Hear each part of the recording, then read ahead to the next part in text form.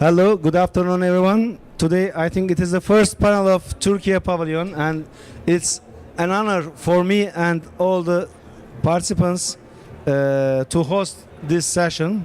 Today, we aim to discuss the sustainable management of natural resources and how COP16 can be supported in these areas. Our event highlights the importance of sustainable natural resource management in combating desertification. So the participants will be informed about the political and technical initiatives led by the international organizations, including Food and Agriculture Organization and UNCCD at the global level. Although also the samples, exemplary techniques implemented in Turkey regarding the sustainable land and forest management will be presented. On that note, first I would like to give the floor to our General Director of Forestry of the Ministry of Agriculture and Forestry, Mr. Bekir Karacabey. The floor is yours, sir. Here you are. He will present in English, in Turkish, and it will be automatically simultaneously translated to English.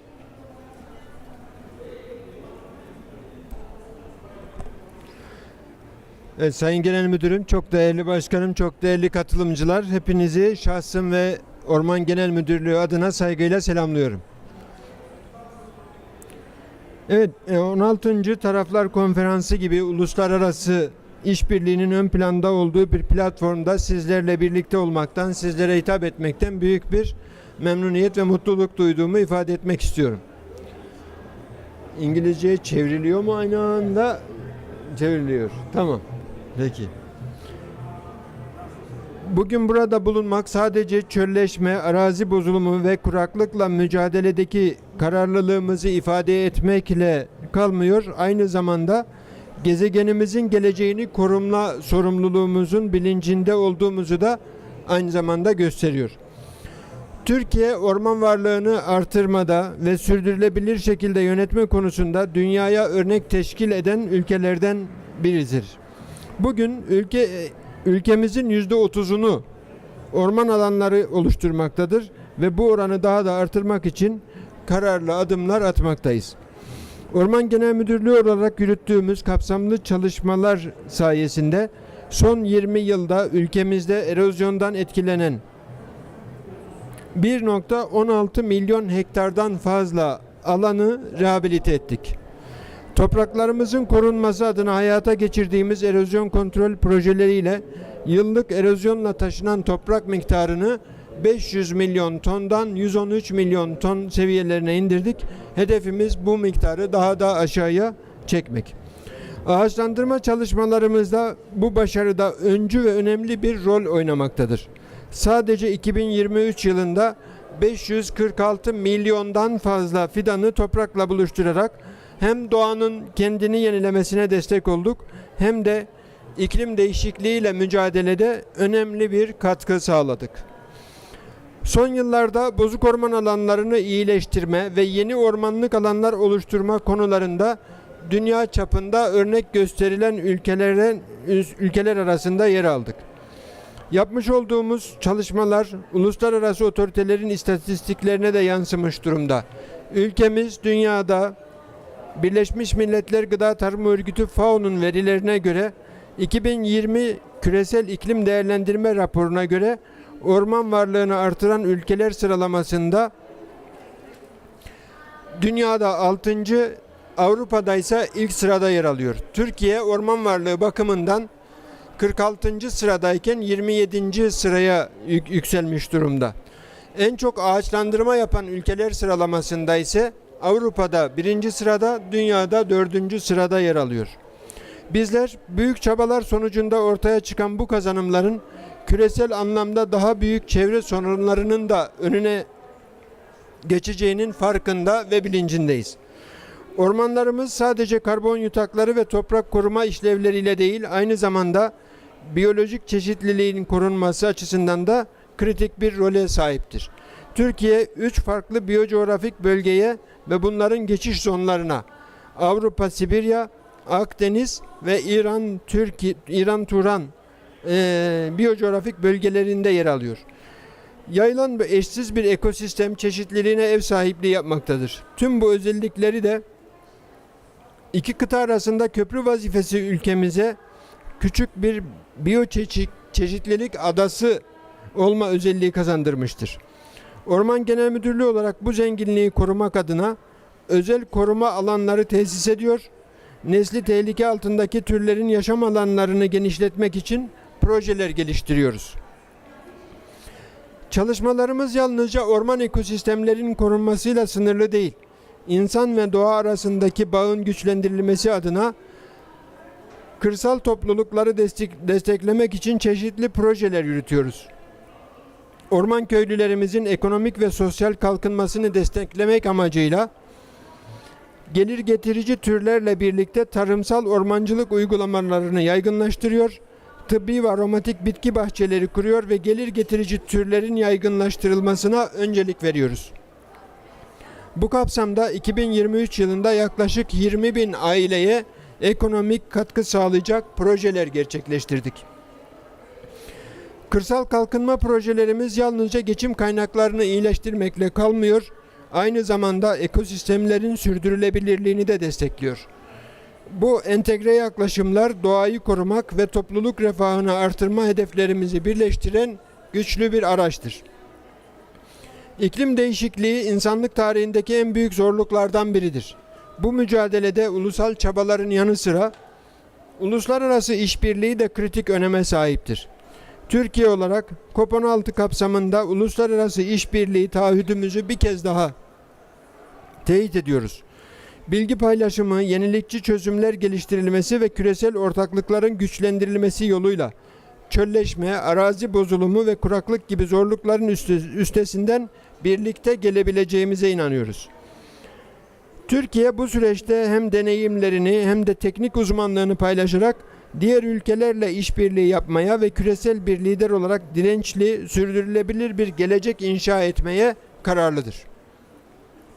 Orman Genel Müdürlüğü olarak bu zorlukların üstesinden gelmek için modern teknolojiler, uydu takip sistemleri ve veri analizine dayalı stratejiler geliştiriyoruz ve uyguluyoruz. Bugün burada sürdürülebilir orman yönetimi, ekosistem restorasyonu ve iklim değişikliğiyle mücadelede elde ettiğimiz başarıları paylaşmak kadar geleceğe yönelik hedeflerimizi de dile getirmek istiyoruz. 2030 yılına kadar kıyametin kopacağını bilseniz dahi elinizdeki fidanı toprakla buluşturun, dikin felsefesinden hareket ederek orman alanlarımızı daha da artırmayı, ormanların karbon tutma kapasitesini artırmayı, köylülerimizi desteklemeye devam etmeyi ve erozyonla kaybolan toprak miktarını azaltmayı hedefliyoruz. Gelecek nesillere daha yaşanabilir bir dünya bırakma sorumluluğu hepimizin ortak görevidir. COP16'nın bu hedefler doğrultusunda somut ve etkili sonuçlara ulaşmak adına önemli bir fırsat olduğuna inanıyorum. Bu diyaloğa katkı sunma fırsatını verdiğiniz için teşekkür ediyoruz. Konferansın tüm katılımcıları için başarılı ve verimli sonuçlar getirmesini temenni ediyor. Hepinizi saygıyla selamlıyorum. Thank you, General Director Mr. Karaca Bey, for your comprehensive remarks on the forestation policy of Turkey and the improvement you made under your General Directorate. Thank you. Now, since we have a saying ladies first, we will start with Dr. Selashuk. And Dr. Selashuk is the Assistant FAO representative in Turkey. And let's go with the same subject. Dr. Selashuk, how do you assess the FAO projects in Turkey regarding the sustainable land management? The floor is yours. Thank you very much, Dr. Prince. Let me go to stage. Maybe you can keep it. Yeah, it's mine. Thanks a lot. Dear General Directors, first of all, I would like to thank you and dear guests, distinguished participants. Can we move closer to the mic? Okay, can you hear me now? Okay, Yes. thanks a lot. Thanks a lot for this important invitation. I'm an important event. I'm very glad to be here with you to share FAO's experience in this sustainable land management, highlighting FAO's project in Türkiye, Central Asia and beyond. Of course, I have a colleague here to share our experiences technically in the subject. Therefore, I'm not gonna go into detail, but I am very happy to share our experiences, our partnership also with Türkiye under the FAO Türkiye Partnership Program, especially since 2006, which also became through the establishment of FAO SEC office. It's a Central Asia office, a sub-regional office after FAO Türkiye office, through the host country agreement signature under the FAO Türkiye Partnership Program. Let me share my first slide. It is about, of course, related to Earth. This will be better. Yeah, seems. Okay. Take it down. Take it down. Aşağı.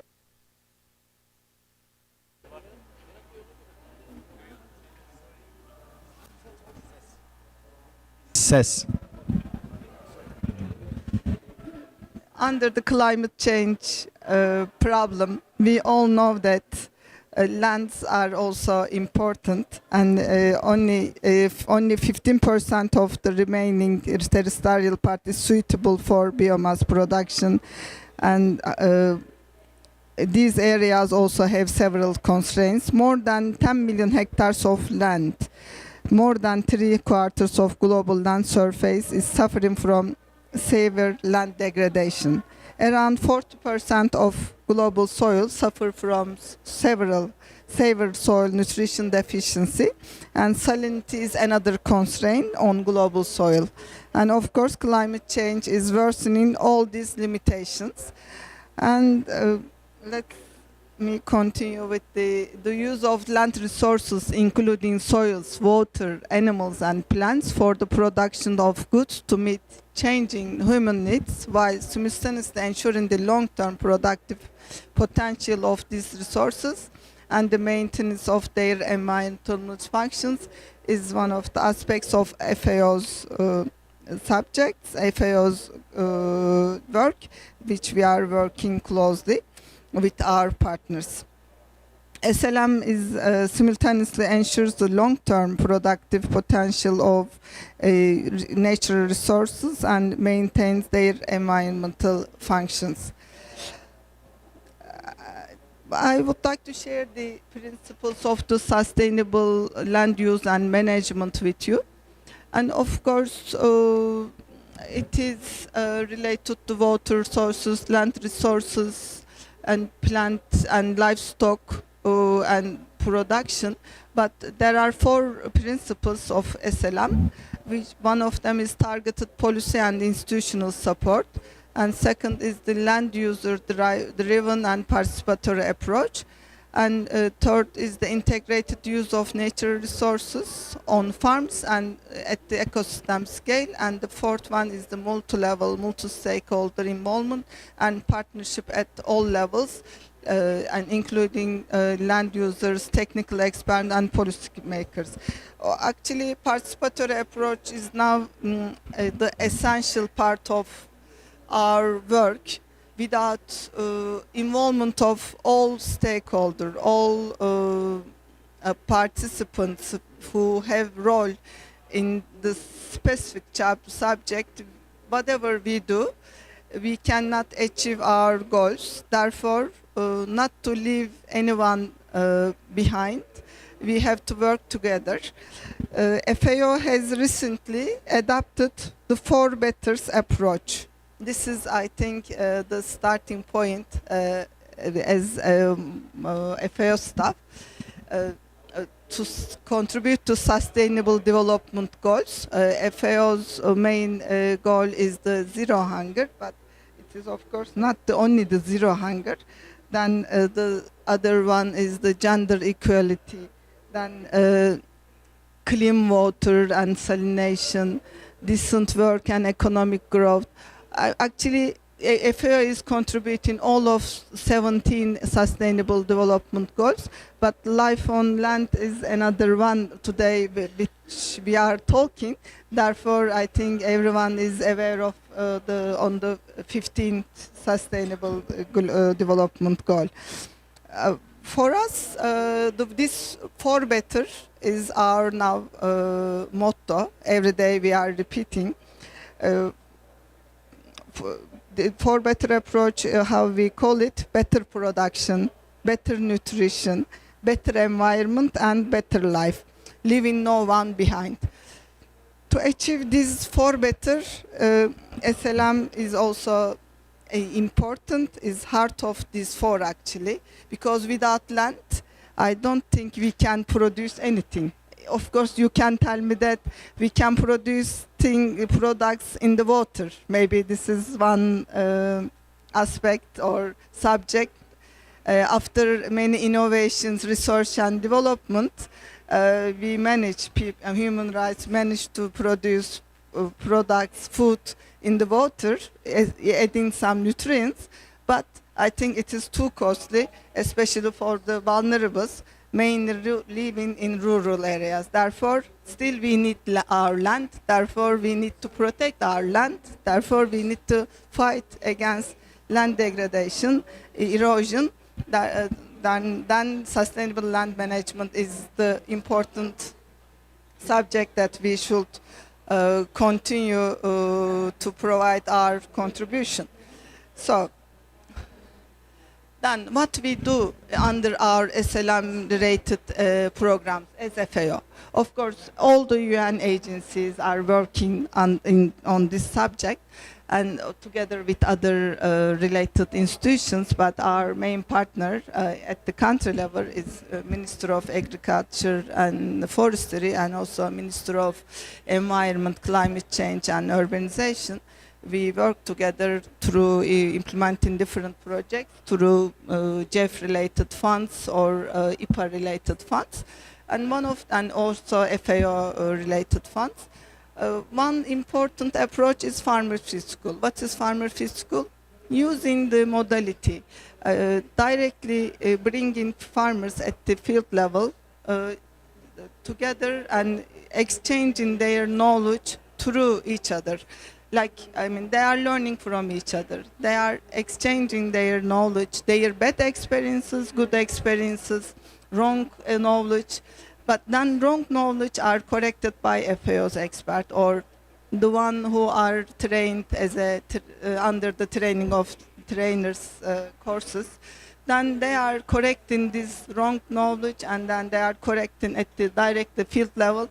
Therefore, farmer fiscals are good approaches to correct the wrong things and make things better for future implementation modality. Conservation agriculture is another model to save energy, to save also labor force, and to protect the soil in terms of nutrition. Of course, catchment and farm scale approaches to integrated land and water management is another, and land husbandry is another modality that we are implementing, and land use planning. This is important approach that we are using. And integrated plant and pest management. Maybe you can tell that what is the relation between SLM, but I think the plant and pest management is important. If you use wrong pesticide or excessive pesticide, then at the end soil is being poisoned. Then the food at the end, what we are eating, becoming poisoned.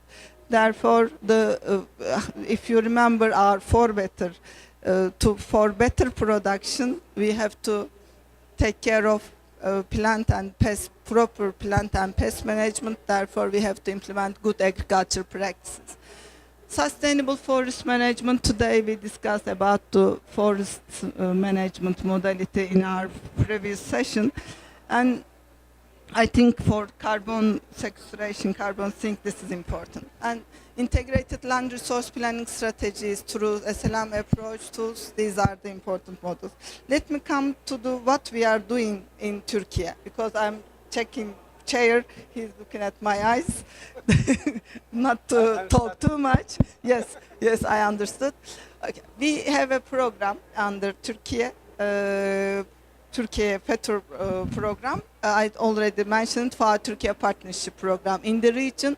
Thanks to Turkish government, already provided in total $30 million, but under forestry program, it is 10 million, 20 million for agriculture, 10 million for forestry, and now we are together with Ministry of Agriculture implementing 4 projects, and let me call the project's name: Forest Restoration and Improvement for Environmental Development and Sustainability, shortly FRANS, $2 million project covering all Central Asian countries, and Improving Biodiversity and Sustainable Forestry project, $3.3 million project, and Boosting Restoration Income Development Generation Ecosystem Services, which is actually not for Türkiye. Türkiye's expertise has been brought to African countries. Therefore, Türkiye should be proud of their expertise and their knowledge. And thanks to General Directorate, they provided their expertise to Eritrea, Somali. You need to remind me, Ismail Bey. Anyway, the other 2 more countries.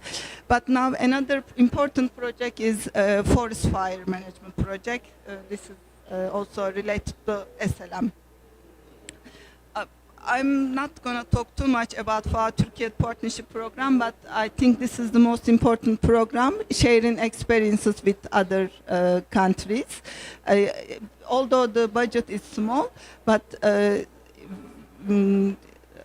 effects are big, especially the Turkish experience or visualizing Turkish experiences or visibility of Turkish experiences are big, especially in the Central Asian countries. Under JEF-funded projects, we finalized one important project called Sustainable Land Management and Climate Friendly Agriculture Project. We implemented this project together again with General Directorate of Forestry and General Directorate of Agrarian Reform. The project budget was about $6 million, but the outcome was really good. And another one is recently we are implementing, contributing the land degradation neutrality project, and we already introduced this LDN decision support system, and hopefully this support system will be used by the managers. Okay, I'm trying to finalize it. We will appreciate it. Thank you.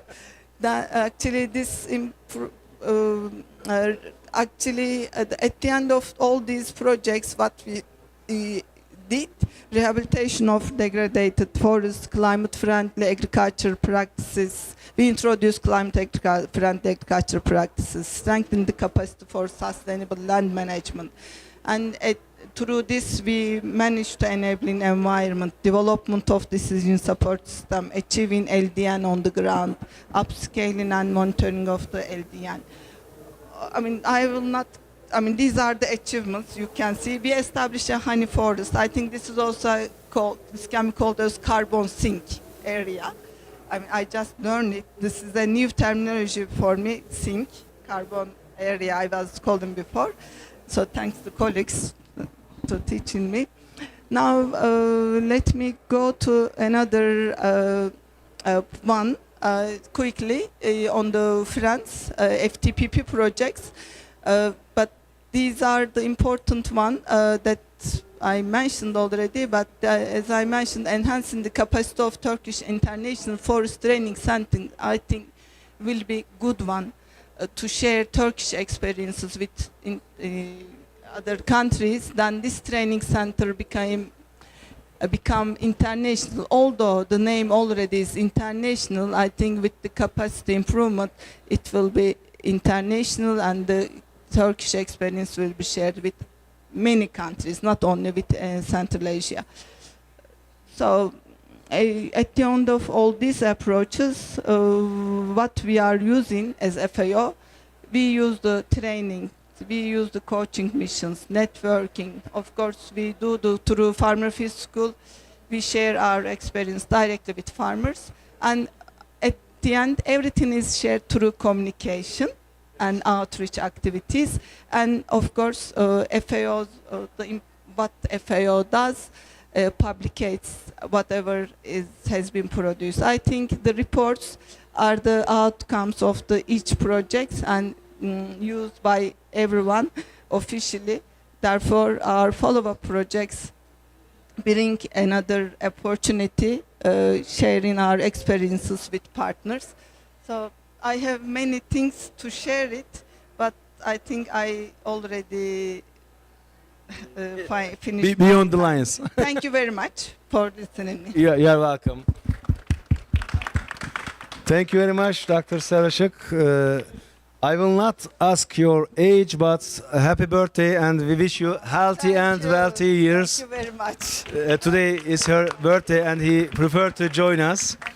And let us pass to his colleague and classmate, Dr. Firas Zaidat, Land and Water Officer from FAO, and he will also share his experiences and FAO's approach for sustainable land management. I think Dr. Sarashık told us a lot about FAO's sustainable land management, but I wonder your thoughts. Please, floor is yours. Thank you very much. Can you hear me? I don't think it's working. This one is better.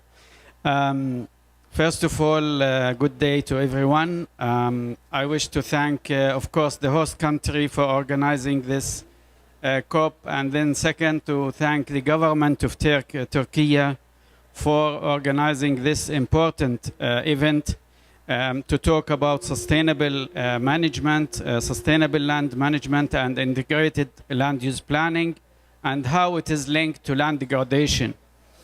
The key message of FAO in this COP is that 60% of the human-induced land degradation is taking place in agricultural land, which means that if we think about agri-food system and food security, if we don't stop degradation on the agricultural land, there is no way that we can achieve food security, land degradation neutrality, and several other SDGs.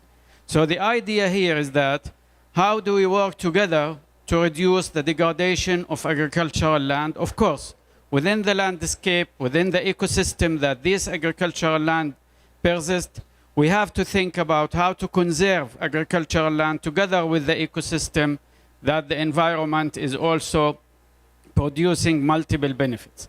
But when we think about agri-food system and sustainable transformation of agri-food system, we have to think about land degradation in the agricultural land. We have to produce by 2050 50% food than what was produced in the 2012. But how to produce that? With the current level of degradation, with the current level of reduction of agricultural land productivity, I don't think we can achieve this unless we are moving toward sustainability, toward resilience, and toward restoration of agricultural land.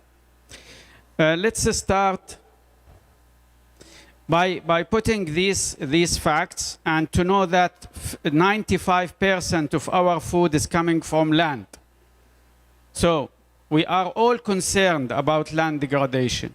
Because of food, because of water we are drinking, we need to really give attention now to the degradation of agricultural land. Otherwise, we don't have, for our future generations, we don't have something to offer, or food to produce, or water to drink.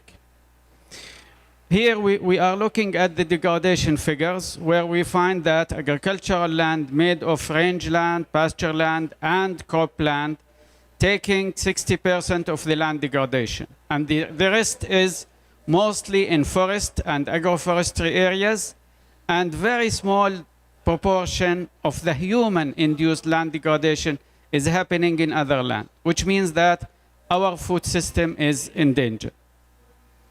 Now, these are some figures of the share of per capita of land, which is reduced and continue to reduce, which means that the available land for food production per capita is reduced. Given that the degradation of current agricultural land is reduced, so we have double problems. The share, because the population is increased, the agricultural land is the same, the agricultural land is degraded, then we have several problems together. So we have to be careful about that, now and not in the future. This is a quick identification or mapping of land degradation. We call it a human-induced. We don't talk about deterioration. We don't talk about natural degradation. This is only human-induced land degradation. And we can see where are the areas in danger and where are the areas that are in between. But mostly we can look at this and keep in mind the share of agricultural land per capita. This is not going in the right direction. And our Agenda 2030 is not going in the right direction either, because we want to produce more food, to produce more ecosystem services. But how can we do this with these figures? This is again how the degradation is happening and how the sustainability is happening. And if we have unfavorable climatic conditions and mismanagement of resources, we are going in the degradation, in the red. If we have good climate, we have good management, we go in the green, which is resilience and sustainability. Here, we have to reverse the trend from degradation and vulnerability to sustainability and resilience. But how do we do that? We have sustainable land management, we have integrated land use planning, we have all the approaches that was mentioned by my colleague, that Turkey is pioneer on applying those techniques, and we want to transfer this knowledge also to other countries. Here are some figures about population projection, and we can see how threatening is it. The increase in population with the degraded or to continuous degradation of land, we can imagine what could happen in the future. This is the hope. This is the solution. If we look at this map, we have areas that produce 90% less than what this land can produce. This is, we call it yield gap between the attainable yield and what is produced now. In some areas, we can produce 100%, but now we are producing only 10%. What does that mean? That if we enhance our management practices, we can increase our production by 90%. And there is the opportunity. How do we achieve this opportunity? First, by selecting the proper crop. Second, by selecting the proper management practices. And this is what FAO is doing with other partners, trying to find the good solution, the good crops, the good management practices, and try to implement that into different areas of the world. This is again some projection for land suitability in the future. So the climate will not leave us alone. The climate change will change the suitability of land. So what is now suitable for wheat will not be suitable for wheat in 2080. So we have to be careful. We can't continue the business as usual. We need to shift our land use types and our land use management in order to adapt to the future changes of climate change. Again, there is some hope because some areas will have double or triple cropping period within 1 year, which means that if we invest in that, we can still have more food, more feed, and we can reduce or reverse this. I will go quickly into the solutions after giving some idea about the hope that we have. We always have hope. We have to cheer up, but we have to also work toward that.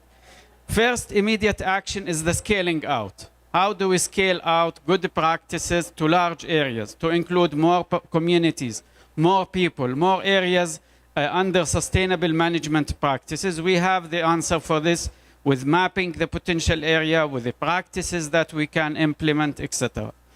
Here we think about the planning.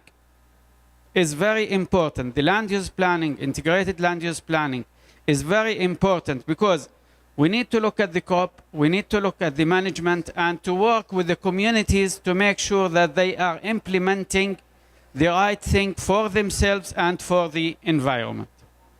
Third is the investment in land management. Investing now is much better than investing after 10 years. So we have to start the investment, and we have examples where the investment should go. Finally, the governance, very important, the tenure, the accessibility of resources. FAO is working on that very hard together with integrated land use planning. This is about land use planning development from 1993. FAO will launch next year maybe the revised and updated integrated land use planning guidelines, and that will include most of the procedures and approaches that we need to reverse the trend and to go towards sustainability. I will not go into these details very much because we talked about it. This is a quick example where we developed integrated land use planning with the community until we reached what we call Territorial Development Pact. So everyone agreed, they signed a pact that this is the way they want to use these resources, and that was built by communication and consultation with the community. We cannot continue doing top-down approach. We have to stop that. And that's it. These are some resources for you. Thank you very much. Sorry for being here. Thank you very much, Dr. Frias. Please take your seats. Thank you for your comprehensive and short presentation. Now, I will turn to Mr. Pedro Lara Almeado. It's really hard to say his title and affiliation. He is, let me say, he is TL at LDN TSP at UNCCD. I mean, he is the team leader. I'm not so sure that everyone, but let me explain. Let me go further. He is the team leader of the Land Degradation Neutrality Target Setting Program at UNCCD. And I think his insight will also improve our vision. The floor is yours. Here you are. Thank you very much. It's a real pleasure to be here with all of you today. I work in the global mechanism of the UNCCD, and it's a particular pleasure to be here in the TÜRKİYE pavilion. TÜRKİYE has been an outstanding partner for us, helping us help other countries, not only through resources, but also through leadership, through showing innovation and forward thinking when it comes to policies and implementation of the convention. So we're very happy to be here today. I think our previous speakers, and particularly Feras, put it very well. We have big issues, we have big problems, there are gaps that we need to cover. And one of the angles that we have been working from the convention is through what we call LDN target setting. This is a journey that started actually in Turkey. In Ankara, we had the COP. That was September 2015, when the SDG agenda was adopted. In October, we were in Ankara, and we were at COP. And that COP gave us a very strong mandate to all countries under the convention to embark in this journey together. We all were scared to death. We didn't know what this LDN is about, target setting, what is this? And from the very beginning, Turkey actually, through the Ankara initiative, was there to support this journey and was a key partner for us. And we embarked in this journey together. So first of all, maybe for some of the audience that don't know what LDN, or land degradation neutrality, is, the concept is very simple. We're talking about land capital. Just like we have financial capital and we have money in the bank, and you want to see this money growing over the future, we have the same with land. Land is a capital that allows us to produce many products and services that sustain our lives. We want that capital to, at minimum, stay stable, or even better, grow over time. So we have been working with the concept of land degradation neutrality now for these last few years.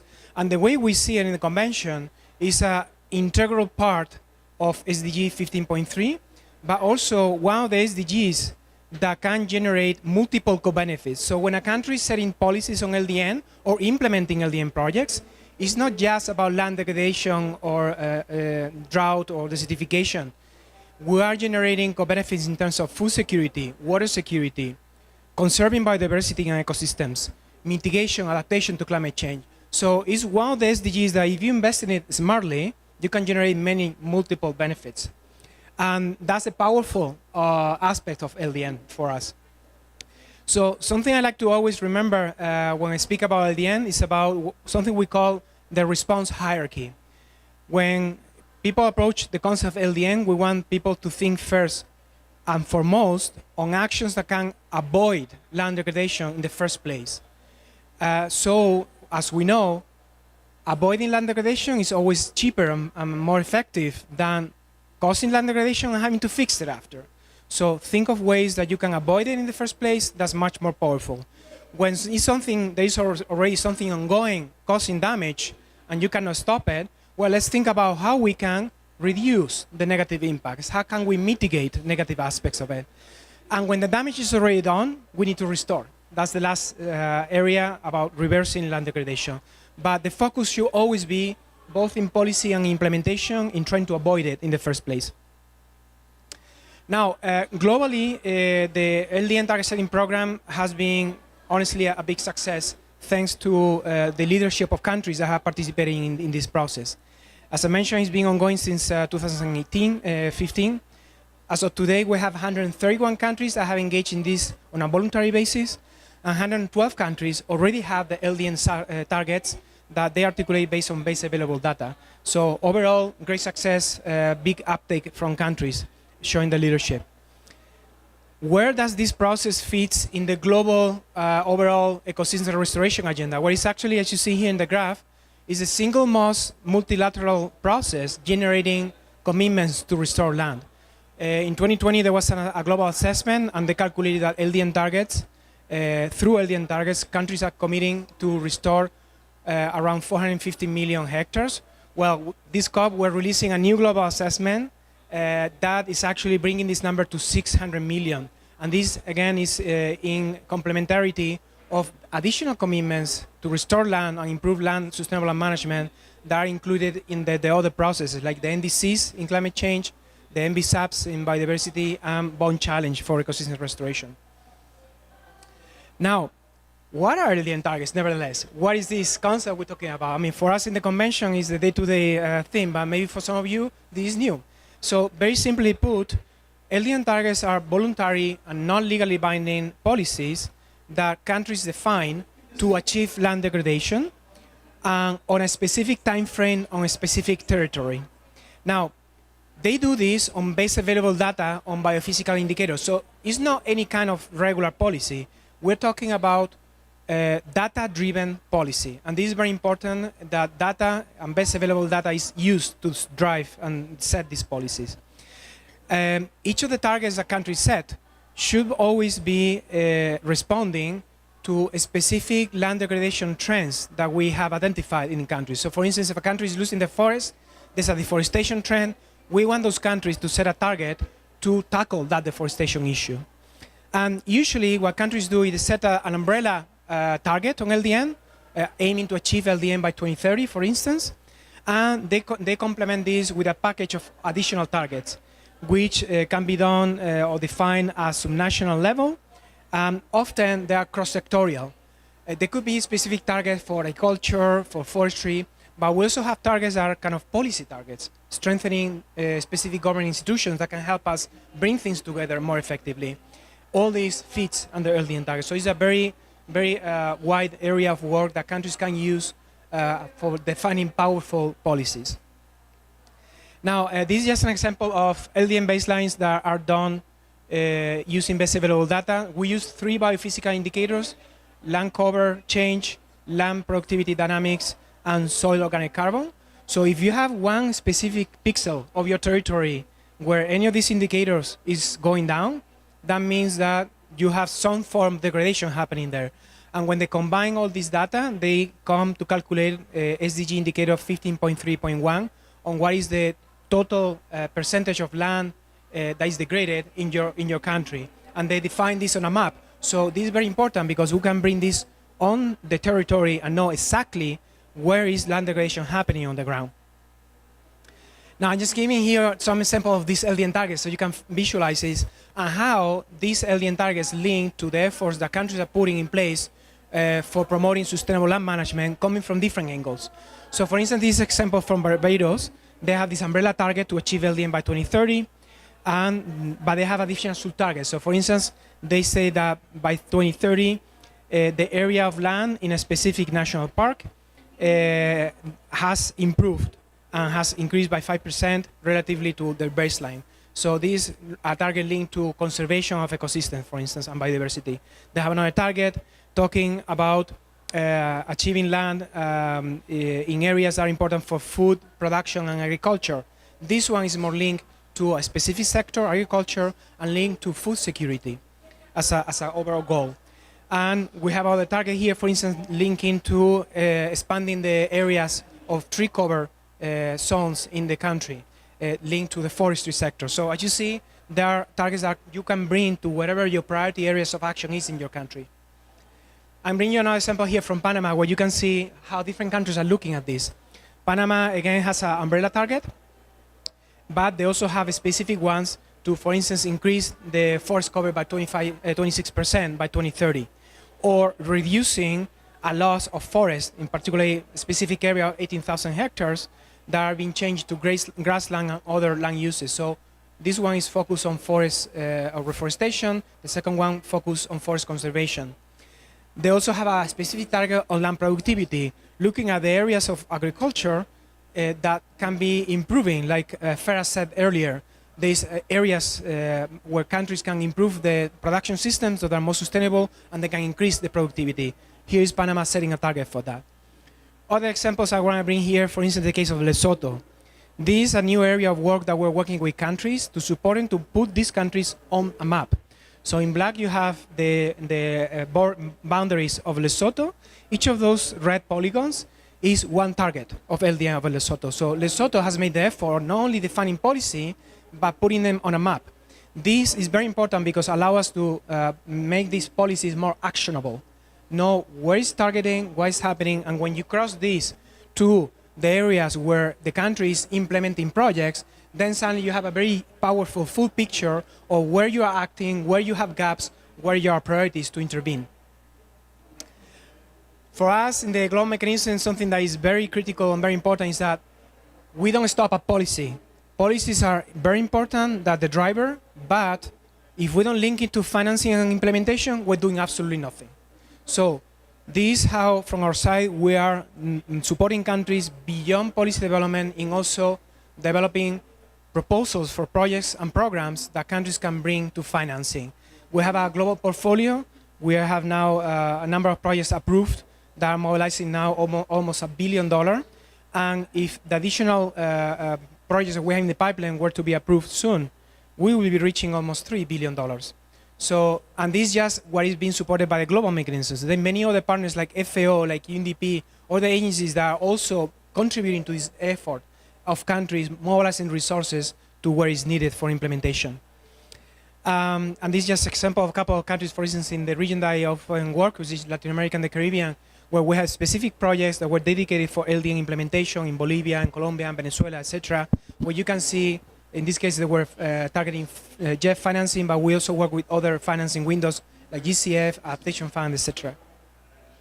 This is another example in Africa, the PDAC Zambezi program, where many countries have taken a regional approach. They have pulled together resources using the watershed that they share as a common ground, and put together resources and develop a really powerful integrated programs where they're looking at different issues from different angles, looking at poverty issues, looking at competing issues on the same land that they need to be addressed, looking at how they can be better prepared for disaster risk prevention and reduction, looking also at the infrastructure deficit, so looking also at hardcore infrastructure that need to be developed at country level in the land, and how they can fix environmental degradation. With this, I know I'm running late. I'll go a little bit faster. Wrap up, huh? Yes, I'm about to wrap up. Thank you.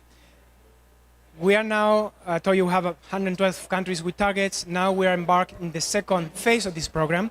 we are privileged to count on Turkey as one of the 18 countries that have embarked in this second phase of the program.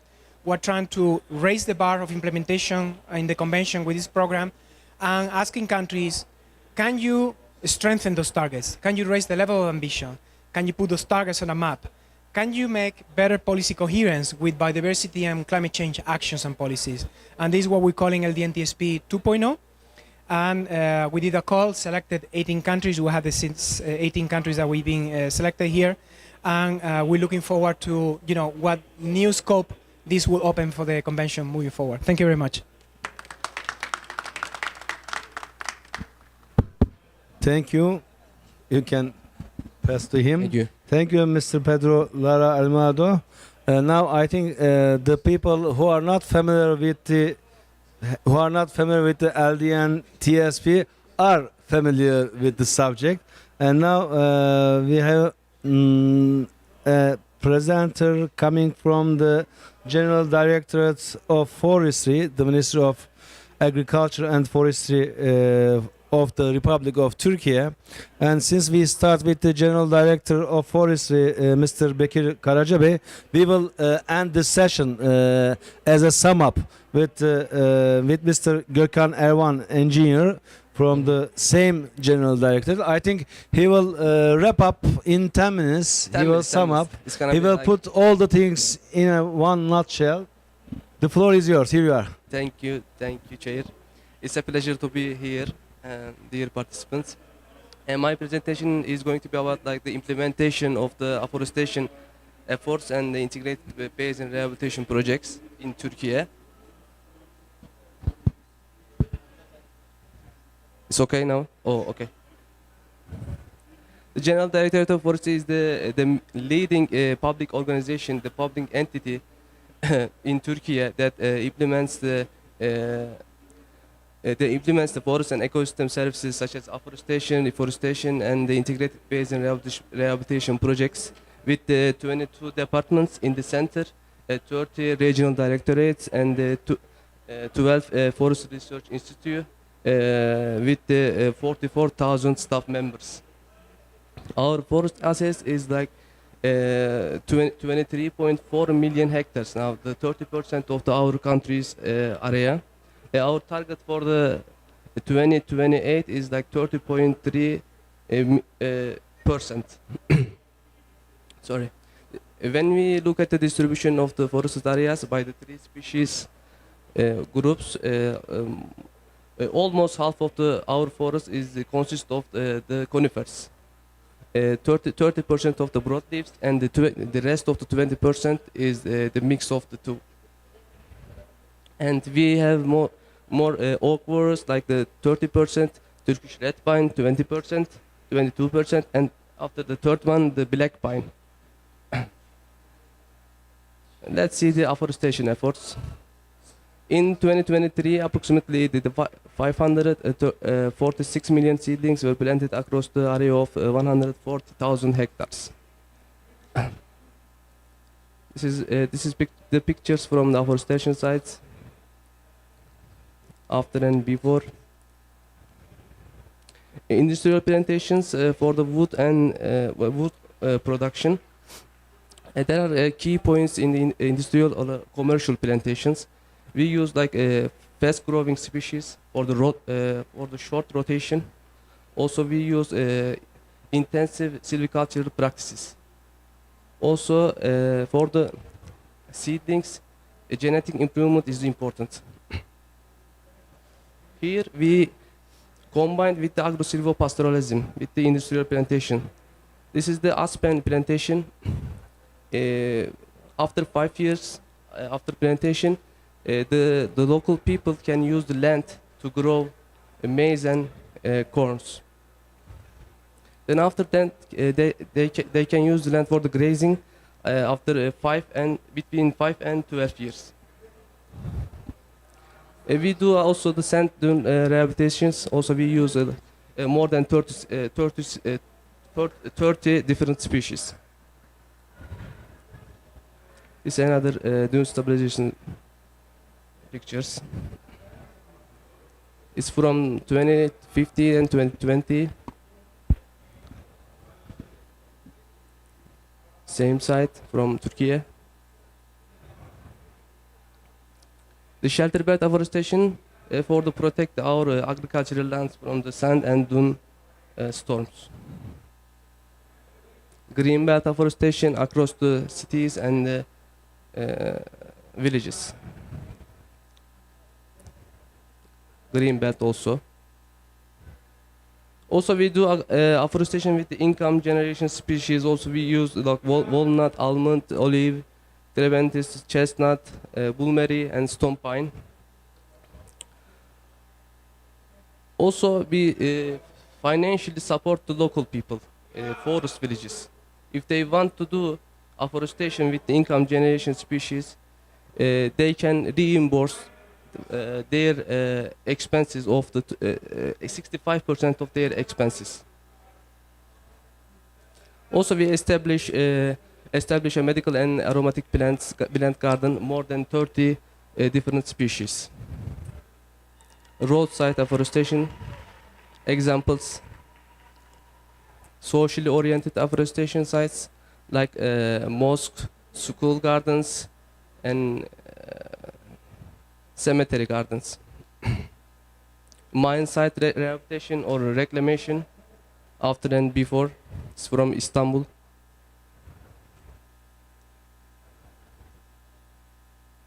Rehabilitation efforts for the degraded forest lands. This is for the cedar land.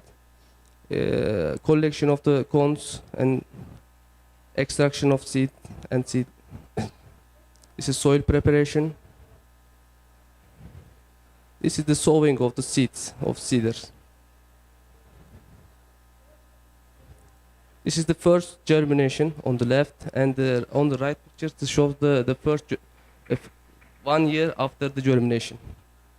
This is the second year and the third year. This is the fourth and the final one. Also, we do integrated watershed rehabilitation projects with the three main components.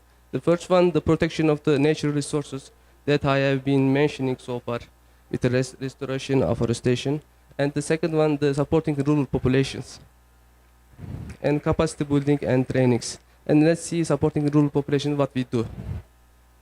We do establishment of the fruit orchards, also vineyard improvements that makes like a 50% increase in the yield and yield per unit area. Greenhouse vegetable protection,